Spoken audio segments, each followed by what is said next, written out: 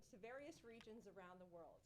Now, after separating from the military, he began as an actor, performing in various plays and musicals, and founded his company, Red Light Switch, which has produced short films, documentaries, and now a very cool web series called Whiskey and Wings.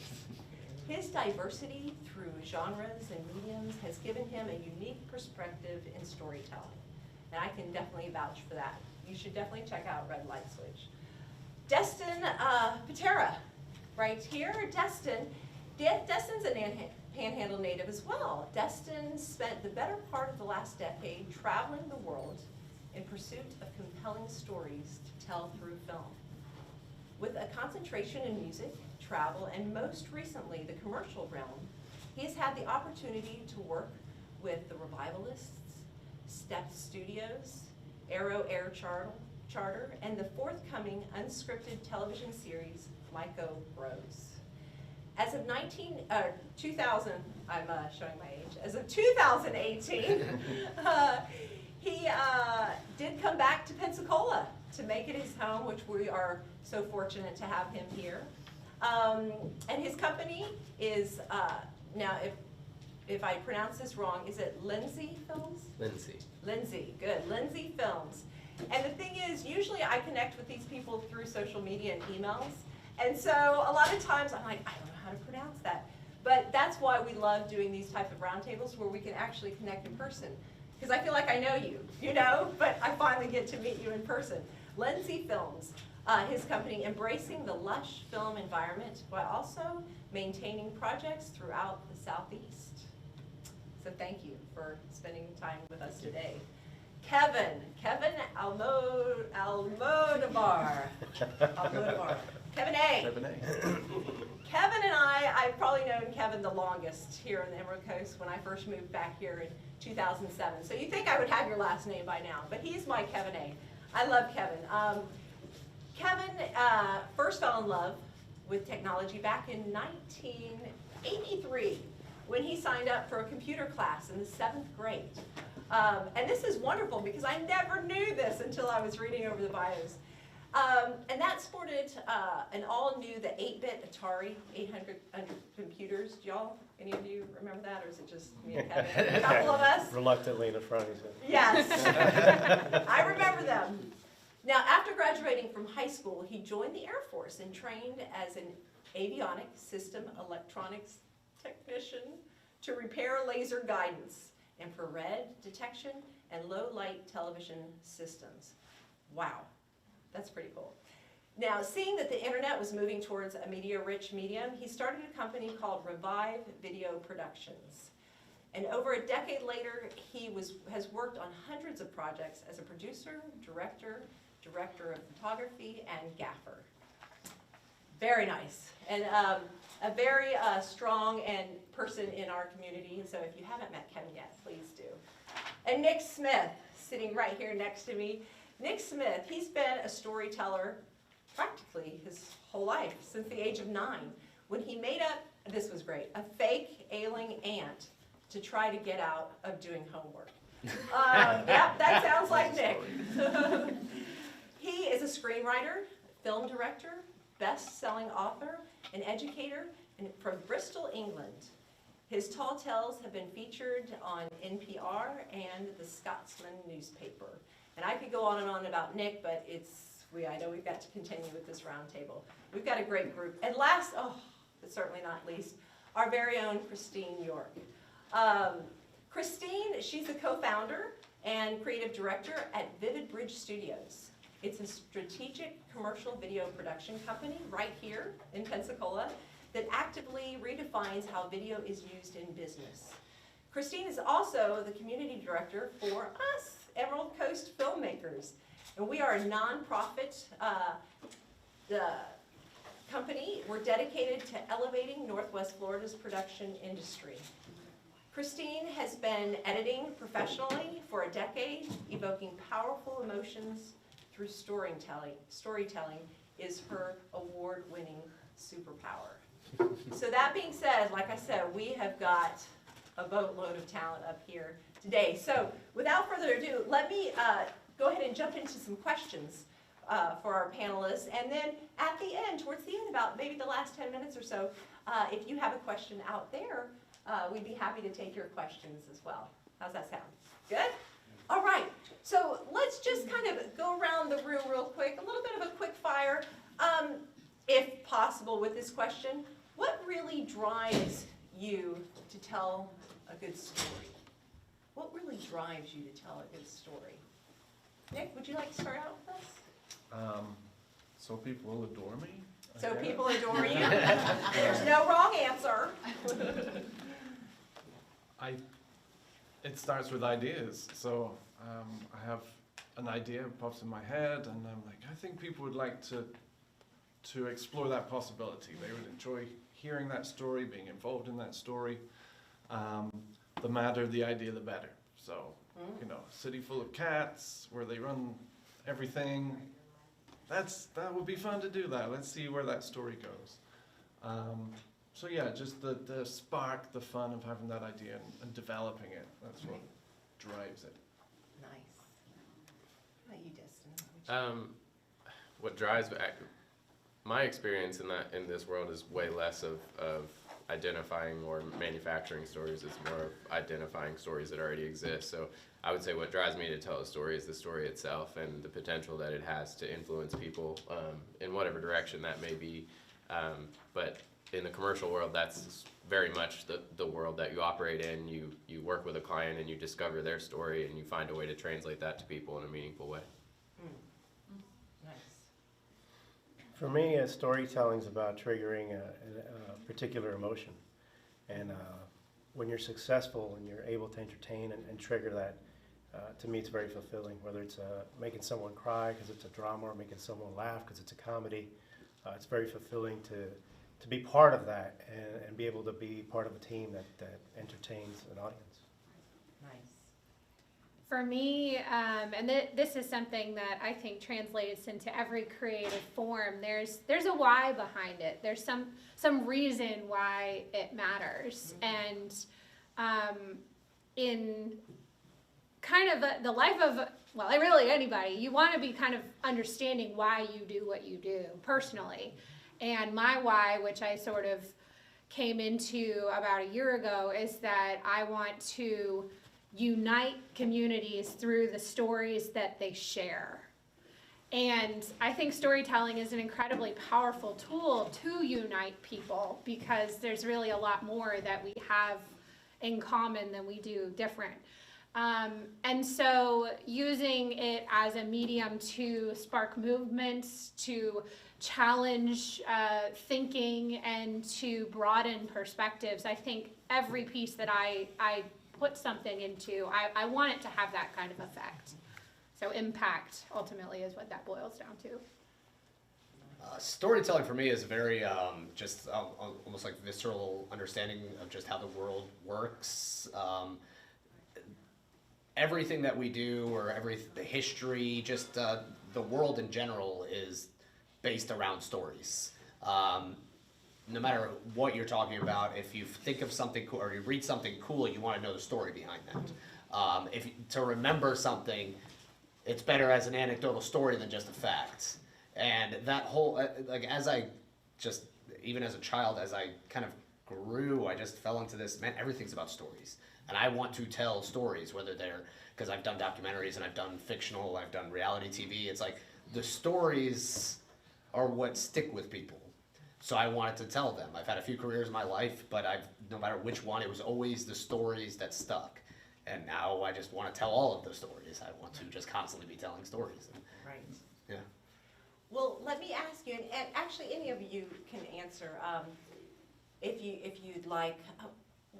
I'd love to know this. What are some great qualities that you work with in your story? Or what are some qualities that you work with to make your story? Does that make sense? What are some things that you think, like you talking about the emotion, what are some things that you really work on as a storyteller to be able to emote that from people? Well, I mean, when you start out, you have to decide who your audience is going to be. Okay. And obviously, the more complex a story, or if it's highly intelligent, then you kind of narrow your audience. There's a reason why I think sitcoms are written at a 5th grade level, is because it's not that there's, the audience is dumb, it's just that they want to capture a broad audience. So for me, what I look for in a story is that, and there's always going to be a critique, because you can't capture everybody. I tell people, I says, you take the best movie in the world and somebody hates it. You got the worst movie in the world and somebody loves it. So I try, for me, it's how much of an audience can I capture? And that's what I like to do without overcomplicating things. Nice.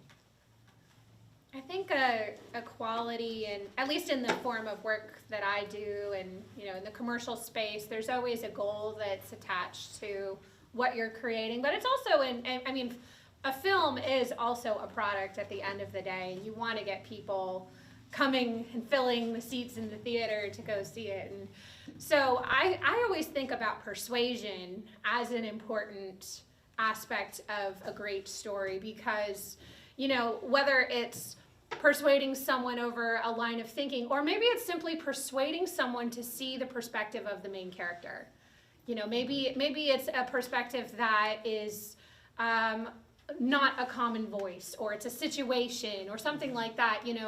A filmmaker's job is really to bring the audience into that, persuade them to suspend their disbelief and be there in the moment with the characters that they're observing. And so I think that a good story should build a case for why we care, and a story should, in the end, give us some sort of resolve. What is the result of that? Whether that's a commercial and it's like, hey, here's your call to action, go buy the thing, or hey, you just experienced something that maybe will stick with you for the next few days because it just really shook you.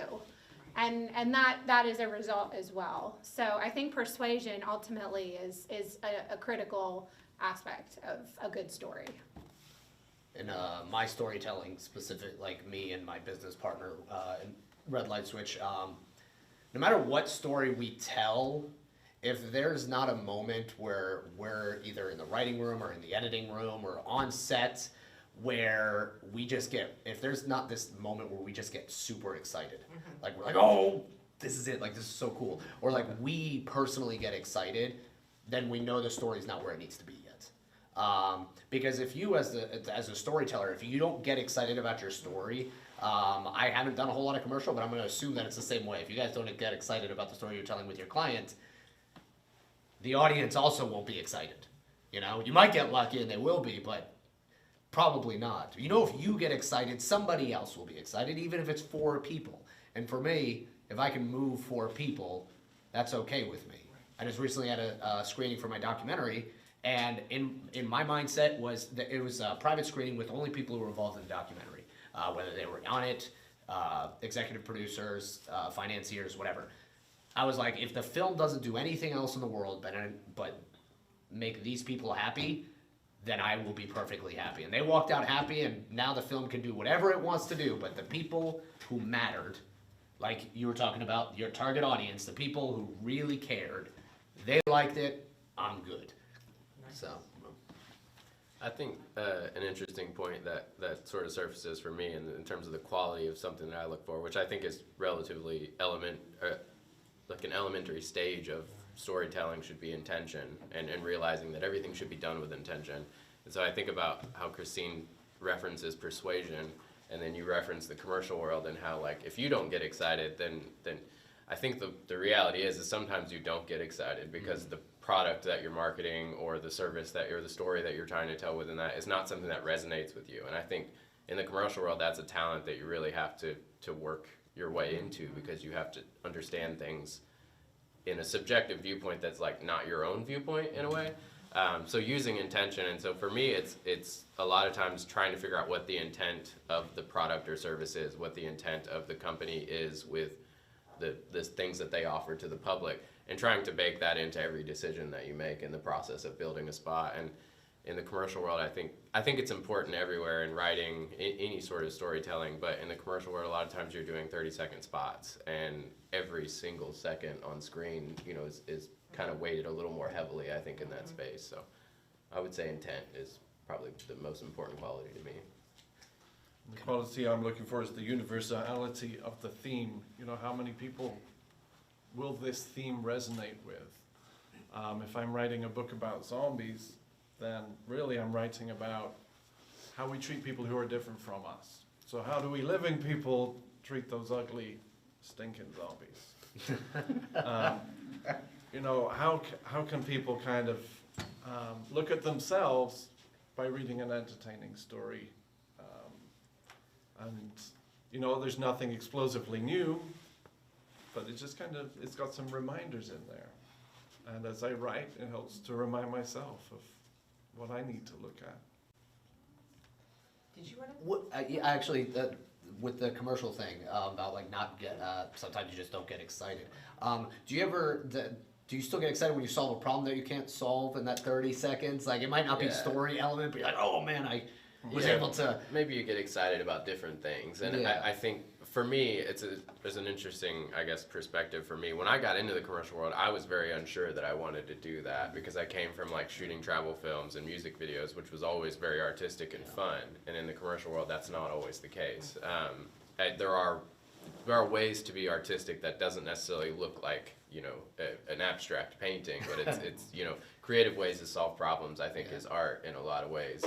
And so my answer would be yes. There's a lot of that, realizing like interviews is a great example for me. Like sometimes that's a necessary component of it, and sometimes you're like, I don't want to go shoot another talking head. But when you really get into like working as a DP, and Kevin can relate to this, I'm sure, shaping a room with light and realizing how that can affect the intent of the shot, rather than what like all setting aside what the people actually have to say. I used to hate doing that, but in learning like that you can shape a story not just by shaping a room with light, but that is I think a very valuable component in that storytelling, you know, journey. Makes it fun, and I get to the point now where I actually like shooting interviews. I've found a way to challenge myself in that space and still make it interesting. And yeah. That's awesome. And that kind of leads us to the next one. In your role, because we have different roles, we have director of photography, hers up here, we have writers, we have directors, we have some actors, we have editors. So in your role, what opportunities to enhance the story do you like to take? So in your role as whether the writer, you just spoke about lighting because you started answering this, or the editor, in your role, what opportunities to enhance the story do you like to take? Anyone actually can answer this. So my primary craft is editing, and I think there are so many aspects to editing that it's really like the film is being written for the second, or really it's written, you know, it's written in the writing room, and then it's written on set, and then it's written again in the edit room. And so we're really telling the final story in the edit. And editing is really about defining how that story sits in space and time. And every single decision in terms of how long a shot is on screen, or how, like, where you're directing the focus of the viewer contributes to that story. And the way that I know I try to be intentional as an editor is when I'm looking at the visual assets I have, you know, the footage, and in the commercial space, oftentimes that's B-roll, it's complementing perhaps an interview, soundbite or something. I really look at what is the idea that this clip is trying to convey, to complement or perhaps even contradict or contrast in some way the idea that's being presented. So editing is really an act of emotional intelligence. It's some people even refer to it as manipulation of the emotions, which I don't think, I don't view it as a manipulative thing, but you know, really kind of understanding how is this going to convey an idea. And the juxtapositions of all of those ideas create ultimately a very rich level of storytelling. And sometimes I like to build in even more meaning into things when, a person said something and one example that immediately comes to mind is for our company's brand film. We got all of our team on camera kind of talking about things, and we were talking about the film community here and how it's kind of in this early stage. And I'm going through all the footage, and we have like a lot of behind the scenes footage, and there's this one shot of, it was like some wire cabling and some what is it, the clamps that go on top of C-stands. Gobos, I guess. They were like in the middle of this coil of wire, and to me, just looking at it, I was like, it's like a bird's nest. It's kind of like the baby stage of this community here, and so over that, that's when I went. No one in the world will probably ever think bird's nest when they see that shot, but it was my opportunity to create an even deeper meaning with the shots that I was choosing. So, sorry, that was longer into No, it. it's beautiful.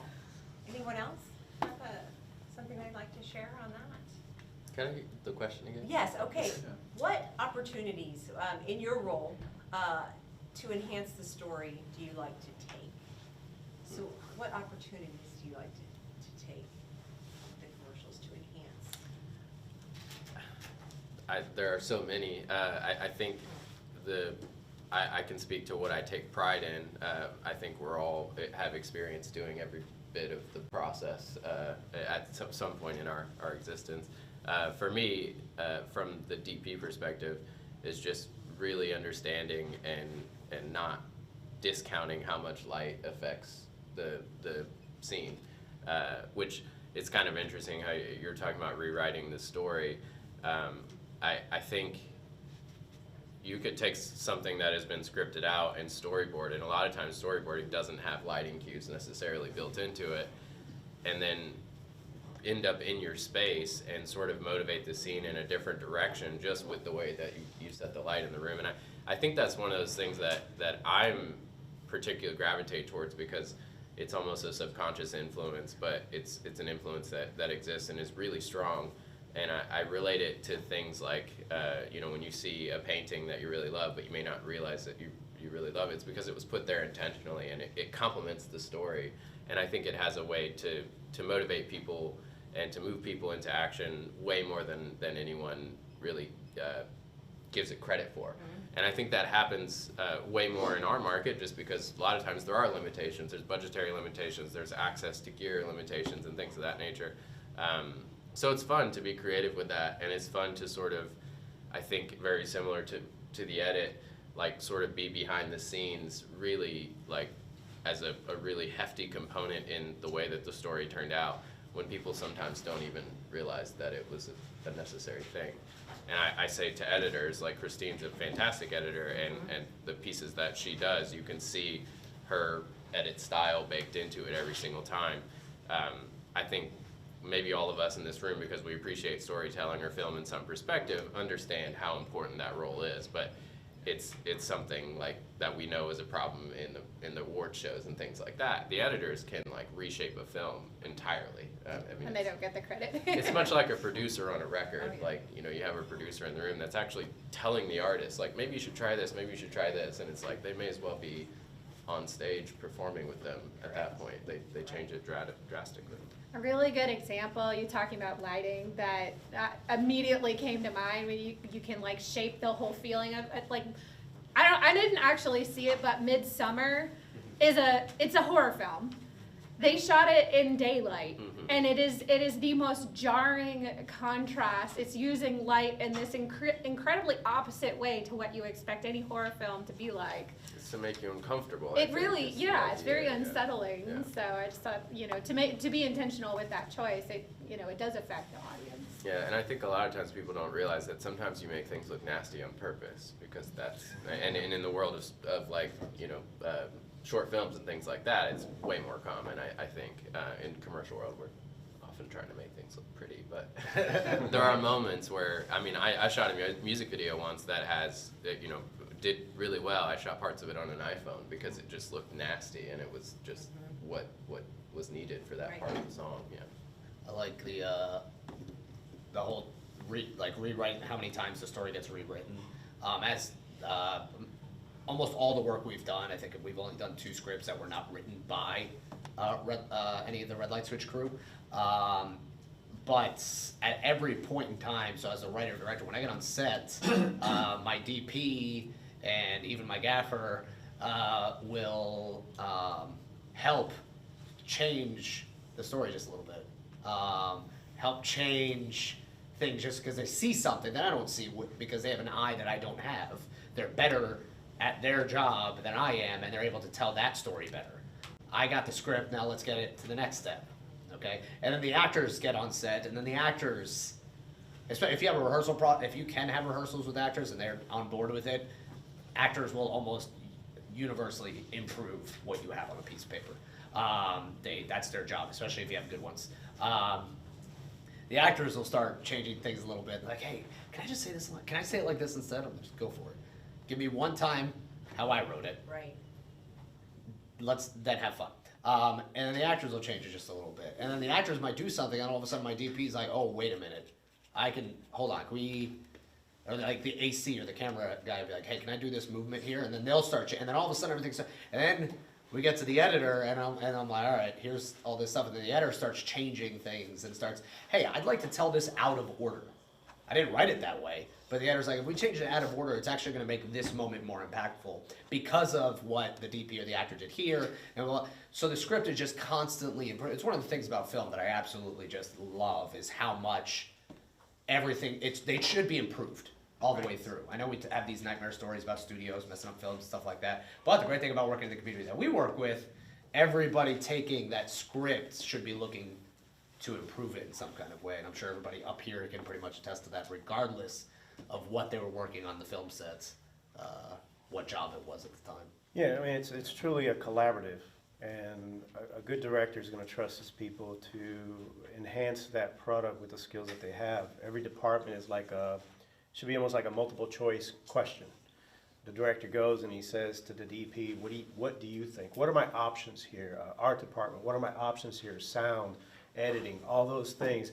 They should be able to go there and get that feedback from the expertise to enhance that project.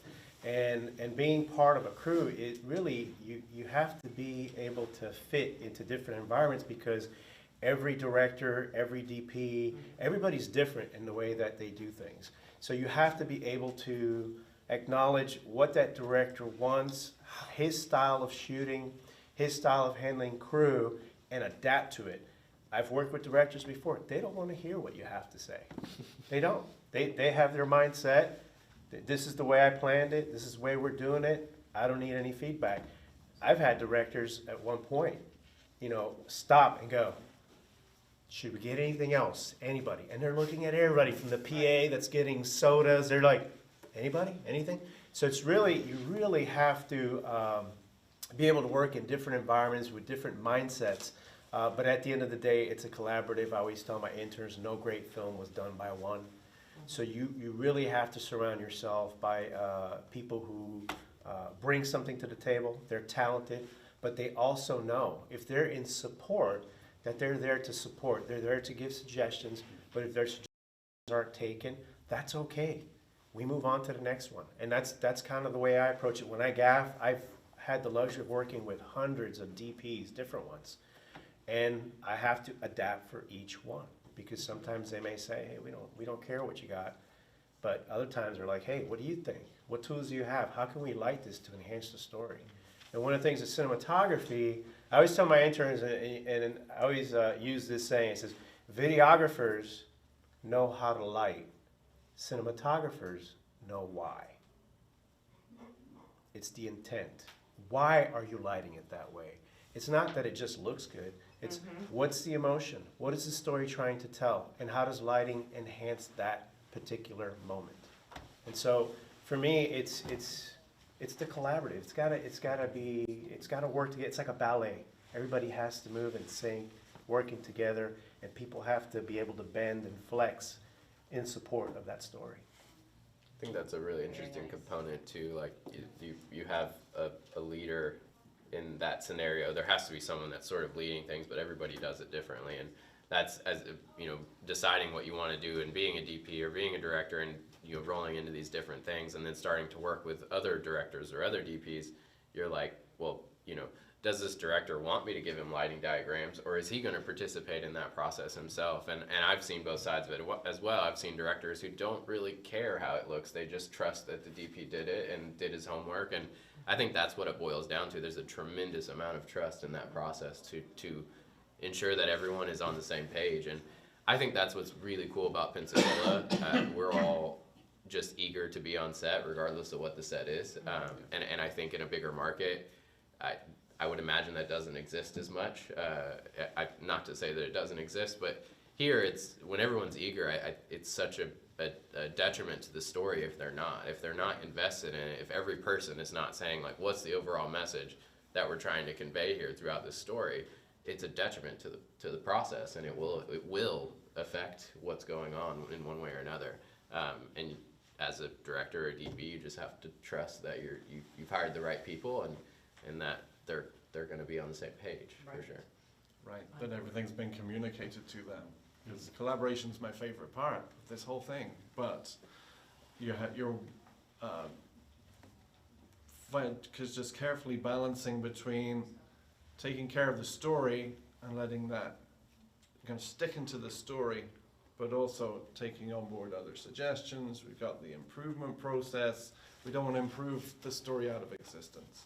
So communicating what it's about, what you're trying to achieve at the beginning is so important. And just kind of keeping that in mind as you progress.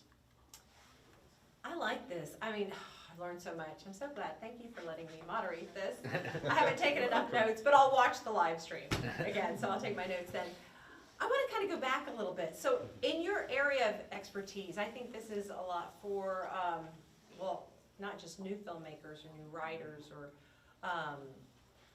director of or editing, but where do you find your inspiration?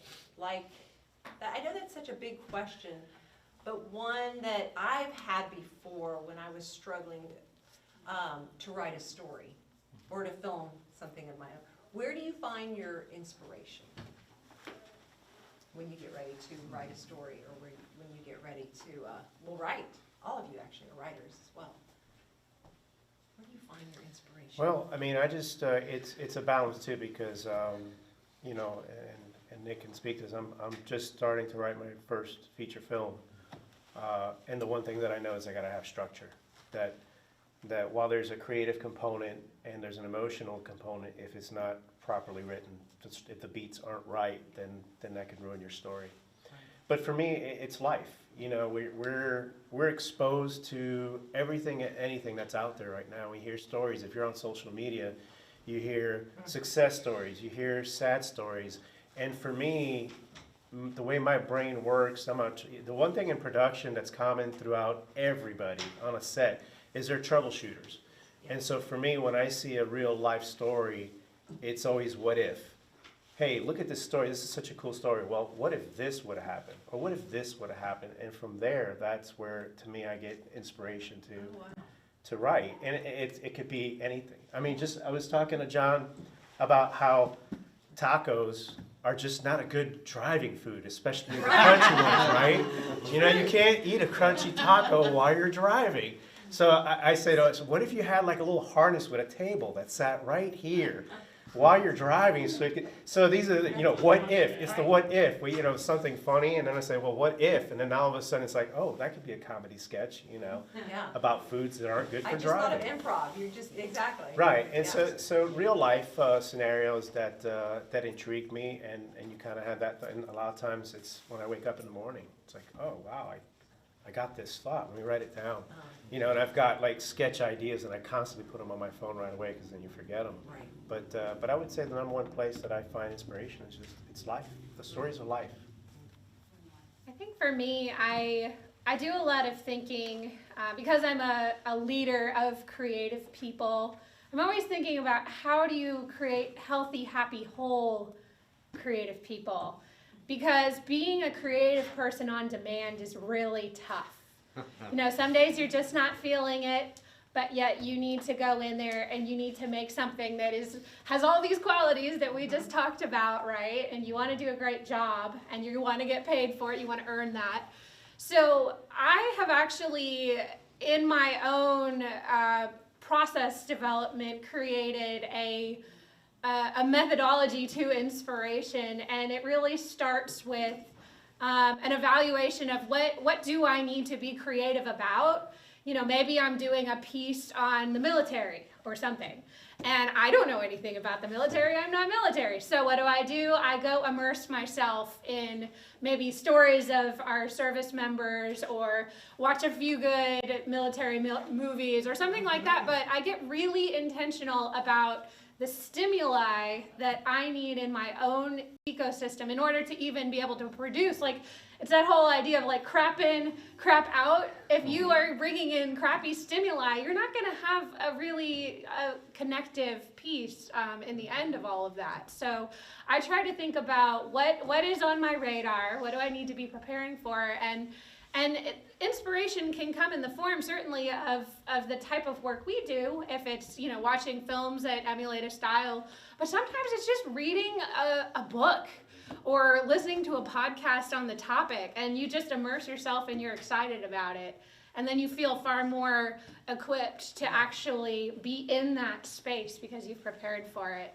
So that's how I find inspiration. It's so custom tailored to whatever it is that I need to be attacking so that I can do the best possible job I can.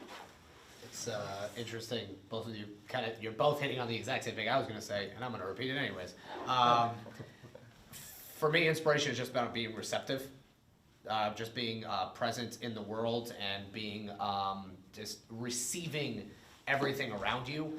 It's kind of, I mean, with the advent of cell phones and social media and just kind of disengaging from your reality, people are like, oh man, it's so hard to find an idea. I'm like, it's really not. They're literally all around you. And most of Red Light Switch's ideas and most of our most successful stuff has not been something that Justin and I have just sat down and been like, all right, let's write something. It's been a guy I had a conversation with in a lunch line. That's actually twice now. It's been somebody that I just knew, and he got really drunk with his friend and came up with an idea, and they were like, man, we like wings, and now I have a show called Whiskey and Wings that you should all watch. But I mean, that's how the idea came. I let them know as a filmmaker, then he was like, hey, I have this idea for Whiskey and Wings. I'm like, all right, let's put it together, and we did. The documentary that we did, it was literally a conversation in a lunch line about what a guy did for a living. We have another film that we're hoping to write a feature on that is, I went to a play, and the guy who put the play on he has access and placement to a certain story, and we're like, he said, hey, would that be something you guys would be interested in? I'm like, man, let me talk to Justin about it, and that's our next idea. And our short film that we came up, it's like the devising stuff. Devising is a very improvisational term, and I love it. Justin and I were like, all right, we need to write a short film. What's something you're afraid of? Well, I'm afraid of this. What's something you're afraid of? I'm afraid of this. Oh, nothing came to me. Keep going. And we just kept going. And then all of a sudden it's like, all right, well, what if this and this came together? Okay, cool. And when you do exercise like that, your brain just starts going. And it's amazing. But you have to be receptive to it. You can't shut off. As creatives and artists, if you're shutting off to the world around you, you are doing yourself a huge disservice, because the world around you is where you're going to get all your inspiration, not from the world inside your head. The world inside your head is formed by the stuff that comes in, like crap in, crap out. There you go. There you go. Yeah, I read a lot of nonfiction. I am a journalist. I have journalist friends who tell factual stories, but the way they tell them, there's always a hook.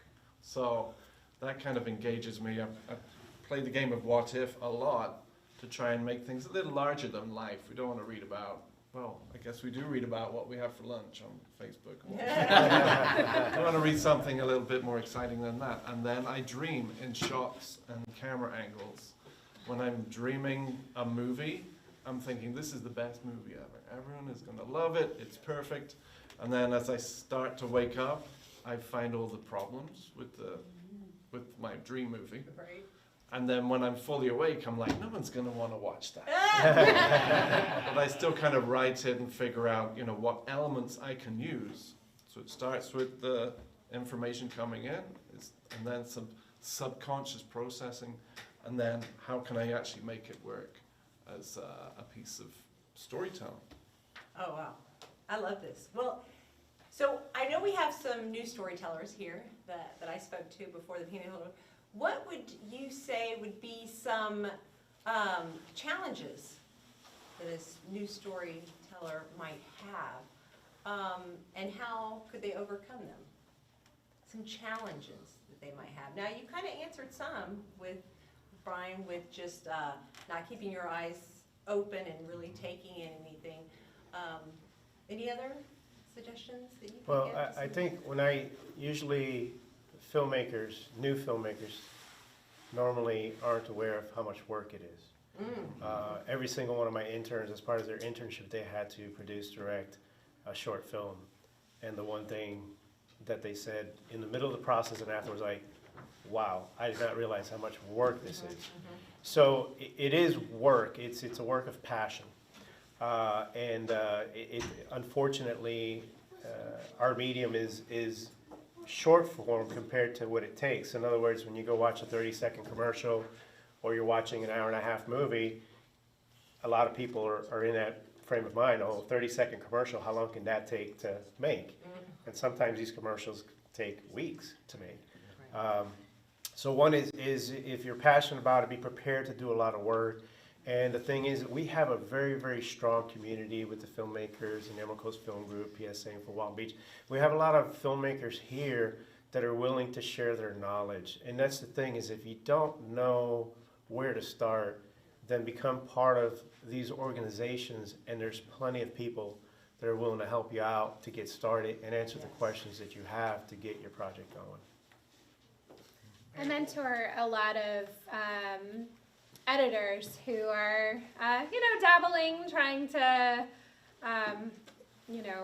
it's a very technical process, it's a very artistic process, and that can be a challenge. And I think one of the things that new storytellers struggle with, not just in the edit, but also in writing as well, is thinking in a non-linear way. It's very easy to say, okay, this happens, then this happens, then this happens, but really, some of the most compelling films, there's just this integrated things. Things are happening over here while this is going on, and to find a really interesting way to bring those together and keep it engaging is something that it's a process to understand. And I think for editors, I usually encourage them to start linear.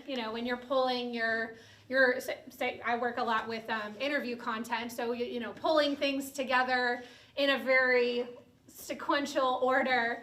But then your next step is you basically do a big remix of it, and you find where are the beats, where are you going to impact people the most. And I think when you can sort of allow your brain to break, you really do. You have to separate yourself in some ways from what seems like that is the natural way of the world, then you can truly build something that's more complex and interesting for your audience. Cool. I like that. For me, the challenge is thinking that I have to be original all the time. I drive my girlfriend crazy because I'll always say, well, actually, that movie's a remake of something. Or the origins of this story are from 100 years ago. Blah, blah, blah, blah. But I can get frustrated as a writer trying to be completely original. Most stories have been told before. So just finding my voice and my way of telling a story is what I need to be focusing on, rather than, well, no one's ever done this particular thing before. So that's something I research all the time. Where did this story come from? Where did this idea bloom? Oh, wow. I would say from the experience of my own, process of getting into film and really starting to appreciate story is just recognizing that there's a lot of resources out there. There's a lot of really great books that kind of teach you the structure, but there's also more philosophical books that sort of I guess, really add context to the point that like you might not be inspired all the time, you might not be great all the time. The bigger part of it, and I think this exists in all of artistry, is just completing work, just getting out there and giving it a try. And I think in the context of inspiration, just speaking a little more philosophically, don't get angry at yourself because you can't be inspired. And I think that's something that I've dealt with myself on a tremendous level. Like, I've got a really great potential opportunity on the table. Somebody's really interested in our work. I love their product, but I just can't come up with something a story that's gonna work. And sometimes it doesn't come, but the most important part of that process is putting yourself in a position where you can be inspired. And I think that's kind of an ode to what Christine had to say about, crap in, crap out. If you sit at home and watch TV and distract your brain with other things, which I'm very guilty of, doing other things, thinking it's just going to come to me, that's not how it works in a lot of cases. And it may very well by chance, but I think your best chance is to just go into the office, put the work in, be present, and just know that it's not going to work every day, but it will come. And I think it comes with practice and it comes with execution. So when you put an idea on the table, execute it, finish it. Even if you hate it, there's so much joy and pleasure in having it finished and being able to look at it and truly reflect on the things that you did right and wrong and grow from that. Wow, I am feeling so inspired myself right now. I just want to reiterate the finishing, because if we're talking about the biggest problem with early storytellers or people who want to become storytellers, regardless of if you're a filmmaker, a playwright, a short story writer, a poet, it's finishing. New storytellers don't finish. If you don't finish, there's nowhere to go from there. Like, that's literally step one. And so many people are worried about 100 other things before they get to that step. Like structuring, like creating your act beats and all that stuff, but eventually just put pen to paper, get from point A to point Z, read over it, see how much you hate it, and then edit. Like, you can't put anything out if it's not finished. And figure out what your breaking point is too, because I think in a lot of times, that process of going through and maybe going back and rewriting it is, a lot of times you can go back and rewrite it until eventually you hate it. And then it's very hard to execute on it because, I think all of this is kind of wrapping together. Like Kevin said, it's a lot of work. And if you don't just take yourself to the next step of that process, just say, this is the best that I have currently, we need to go to the next stage. And for me, the biggest part of that is just applying a structure to your work process, and just making sure that, I have X amount of days to do this, I have X amount of days to do this, and I have X, and maybe it's not necessarily days is not your metric, but just set benchmarks for those things and just realize they're not going to be phenomenal every single time, and they're probably not going to be the first time around. Just get through it, and I think that's something that exists in all artists. Like you see that in painting. Anytime you watch something where somebody's talking about being artistic, the biggest part of it is just finish, because that's how you can really reflect on it. I don't know if it was Hemingway or Twain. One of them said, "Great stories aren't written; they're rewritten." And so first drafts aren't. They're just not. You got to rewrite. But to touch on your point, finish. To me, I think when you embark on, whether it's a short story, documentary, whatever medium or whatever genre you decide in this particular medium, it is a lot of work, and I compare it to a marathon. Even if it's not the greatest work out there, put it out there, because it's an accomplishment. And I give props to anybody who actually finishes a short film and gets it out there, a full feature even more. I have so much respect for anybody who does a full feature film, especially with zero budget, because that is an undertaking. The thing is that if you're working on your first project, there's a good chance that you're not going to have a budget and you're asking a lot of people to volunteer. And the least that you can do for all that hard work and all that volunteer is put it out there. Regardless of what you think, whether it's good or not, whether you're embarrassed by it, that doesn't matter. A bunch of people came to help you out. Put it out there and show the world, you know what, I set out to do this, I did it, and this is what it is. And then you just improve on that on your next project. For all my perfectionists in the room, They do say that art is not finished, it's abandoned. And it is okay to abandon it, give yourself the grace, and like Kevin said, if people were involved in the journey, you owe it to them to get it to the abandonment line.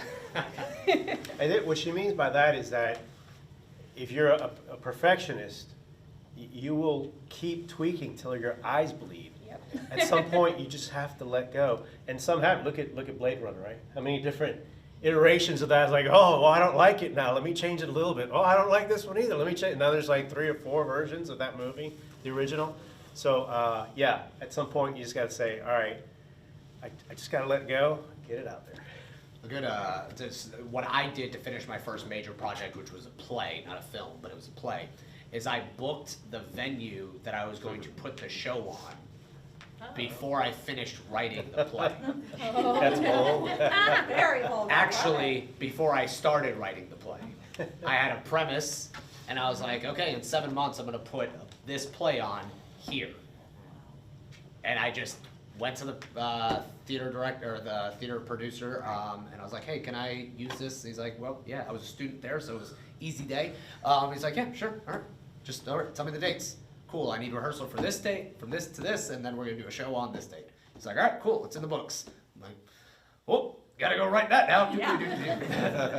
You know what, it was a perfect play. We sold out, which was great, but I think it's just because everybody loved our actors, and my actors did way more with the script. Again, with the collaboration, my actors took that script and did something magical with it, because reading the script, I'm like, this isn't very good, but the actors got on stage and just did just a phenomenal job, and it's because it's the collaboration process. But give yourself that time. Like, it's going to be done at this Right. point. Like Dustin was saying, it works. Trust me. The best Wow, stuff I I've ever love done has that. been on a timeline for sure. Yes. Even like very short timelines, Yep. but it just forces you to produce. And I think in the commercial world, something that's really, be short, but something that's really important is that I think people, when they come in the door, if you're being overly artistic in the commercial world, you can do a disservice to your client by exploring too many new things throughout the process of executing on their video. So I think at least my philosophy on this is when a client comes to the table and they hire you to do what you do what you know how to do, and you do it the best you can. But this is not the time to explore new things necessarily. Now, nuanced things, of course, and like applying a new technique to a project to give them something that's very unique. That I think that's a bit of a process, but I think you're selling them your creative process. I don't think you're selling them your opportunity to grow more, because that's what you do on passion projects. And I think that's where like putting the timeline on it is like it generally for us to produce a 30-second spot that takes 2 days to shoot and has no VFX should take us X amount of days. Give yourself that amount of days and do what you do well, and it often will turn out fine because you're good at what you do. It's a nightmare when you get into that scenario and you experiment too much, and now you're Right. like problem solving to fix a bunch of issues, and that's not what the client that's not what they hired you for. They hired you for your creative process. Put it in motion and execute on it and go from there. If you're planning on making short films, just to put kind of all 4 or 5 of us together, my company, the way we got started, I knew nothing about film. I was a theater guy, and we decided to make a short film a week, and we made 17 short films in 17 weeks. Were they great? No, some of them were, some of them weren't. But just like Kevin was saying, we had by the end of it, we had a crew of like 5 people who showed up every Saturday. So we would write, cast, find a location, shoot it, edit it, release it all in a week.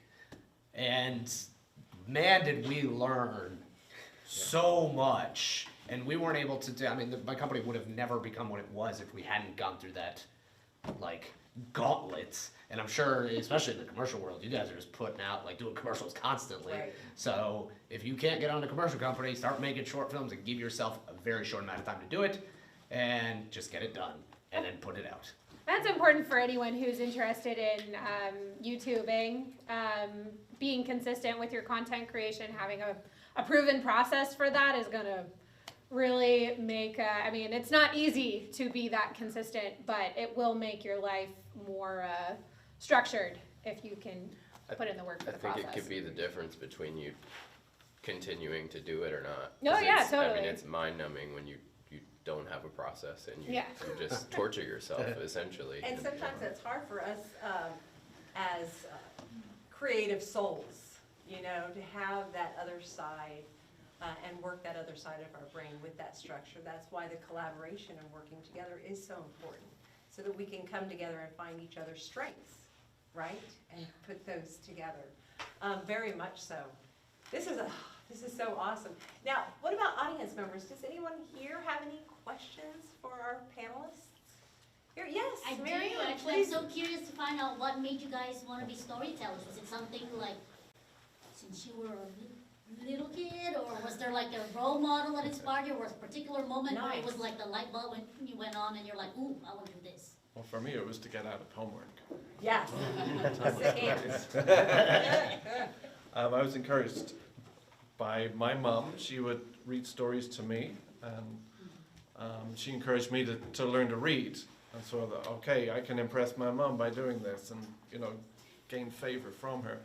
And then I would read to my little sister, entertain her, and seeing her eyes light up, those stories coming to life, doing the different voices, getting through what's going to happen next, going on an adventure with her. That really inspired me to do it myself and do more. I think for me, there was definitely a particular moment, and just a brief look into my history. I wasn't into film. I grew up racing motocross. I raced professionally until from about I was 7 years old to 18 years old, and on the back end of multiple injuries, I got out of that. But I didn't grow up with television. I didn't get cable until I was in like 8th grade. I grew up outside. That's what I always did. So this is a very different world for me, and I think that's part of the reason that I was so gravitated by it. But I would say the big thing for me was somebody believing in me, and the big message there is that there's probably someone out there that believes in you too. Just put in the work. I think we all appreciate hard work on a deep level. But I had made a film when I was traveling just to remember the experience essentially, and a friend of mine is a artist, Radical Face, Ben Cooper is his name. He watched it and he was very honest with me. He was like, "It's not great, but there are some things here I think that are really give me a sense of like you have some sort of sense of cutting, and you have a sense of this space and how the structure of a story works." And my comment to him was like, I don't feel like I have that skill at all, because I didn't grow up watching TV. My partner like ridicules me all the time because I haven't seen a lot of films. But I think it was just the fact that he was there. I appreciated his artistic craft, and he saw something in me when I thought nothing existed, and that was just hugely inspirational to me. And outside of like losing my job in marketing because I wanted to go and make a film and sort of had to do it as a business right out of the gate, that was the moment for me that was like, okay, I'm gonna try this. For me, it was boredom. I'd started a different business, and it was actually grown to a point where I had a manager taking care of the business, and I wasn't working a whole lot. And I got bored. I bought a really expensive camera. And then after a while, I started thinking, the entrepreneur in me was like, oh, this is kind of an expensive camera for home movies. I wonder if I could make money doing this. And that's how it evolved as far as the commercial side of it. But one of the things for me that I just love is, again, just entertaining, the collaborative. To me, it's so much fun. Just getting with a group of people that are just like-minded, and they just want to tell a story, and when you have the finished product, and it is risky. For those of you who haven't done it, it is risky because it is subjective. You're going to put something out there, and more than likely you're going to post it somewhere where there's a comment section. Right, right. And it's scary because you're putting something out there you created that you probably are invested in, that you probably enjoy, and some person's going to come along and say something probably not really nice about it. So one of the things with this industry is that you do have to have a little bit of alligator skin, because it is 100% subjective, and it doesn't matter. You could win an Oscar for your accomplishment. Somebody out there is going to just critique it, say something negative about it. So you know, it is a little risky putting yourself out there with the creative, but at the end of the day, if it's something you enjoy and you're passionate about, that stuff just rolls off your back, and you look at the people who support you and inspire you and motivate you to create another one. For me, my dad is a tremendous storyteller, and there was one time, and I'll make this very brief, but we were basically at a Mexican cantina, and he started telling a story that he was making up on the spot, and we were there probably 2.5 hours, completely engaged, eating lots of like chips and salsa, and just, what happened next, Dad? And he ended up writing that story, and I was very artistic as a kid, and so I did the illustration on it. And so just, he always had us writing things, especially on rainy days. He'd have us just go write stories, and I've always felt personally that I was born to be a communicator, and I'm exploring that beyond just filmmaking, speaking, and other things. But yeah, so if there are any parents in the room, engaging your kids with reading and encouraging them to write is such a great way to foster that kind of creativity. It definitely sparked a love for me. Mine's quick. I was an emotional little kid, and reading and writing made me feel better. And it's just kind of carried on through there. Right. That's down and dirty. That's true. See, I just had an idea with what she said at the Mexican restaurant. Nobody finishes their meal at a Mexican restaurant, right? You get so many chips and so much salsa that by It the time just you get keeps your coming. you get your entree and you're like, just give me a to-go box. It's like an a la carte, just because, yeah. Well, this has been so awesome, and Mary Ann, thank you so much. I think we're out of time. I can't believe this. But I really do appreciate all of you for attending our Pensacon filmmaking panel. And being a part of Emerald Coast Filmmakers. Please, if you haven't yet, like us on Facebook. Without your support, without all of you, we couldn't be doing this. And so you're helping make our dreams come true as we help to give you feedback and a little bit, make your road a little less bumpy along the Gulf Coast with the knowledge that we can share. We do actually have a little donate button on the group, on our Facebook page, because we are a nonprofit. So we do all of this because we love you, and we'll still do it because we love you. But yes, a little bit of money can help bring in some more people to roundtables, the rental of buildings, maybe eventually even flying some nice people in to work with you. So if you are able to, we'd appreciate that. I do want to thank one more time Hellcat Productions for the live streaming here. Really nice. Hot production. And I guess that's a wrap. So again, thank you, and I hope you enjoy the rest of Pensacon, and we will see you soon.